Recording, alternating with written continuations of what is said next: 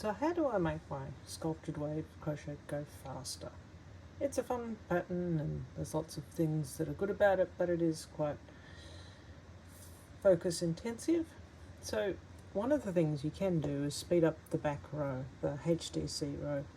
And the way that I do that is that once I've done the slip stitch, I then do HDC all the way following the previous row, because what I'm expecting to see is that the first HDC after the slip stitch goes into the back loop that's above the previous row's slip stitch.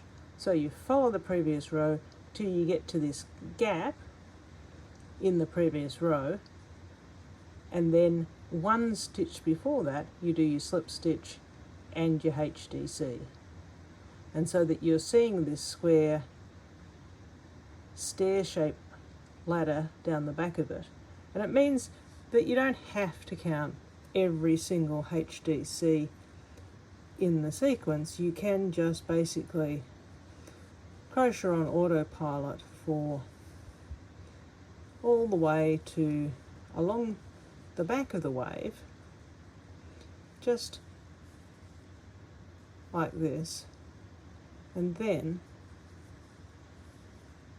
when you get down to here, you can see, oh, I'm coming up to the gap where the last row had skipped the stitch after the slip stitch.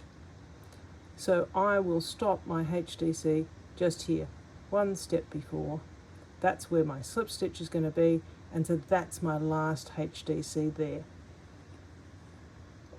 And what this means is that rather than counting to 11 for each one of these stitches, which can be a little bit time consuming, you can effectively just crochet on autopilot till you get to, oh, I'm coming up to the wave, must be getting close to the end of the sequence. Let's have a look. Okay, so there's the gap on the previous row, so this must be where the gap's going to go on this one, which means that's where I do my slip stitch, and then I've skipped that one and I'm going into the back loop above the previous row's skipped stitch. There we go, and I can go again, and at this point I usually just give it a quick count, so 2, 4, 6, 8, 10, 11. Yep, I'm on track. So that's one way that you can speed up the crochet for sculptured waves.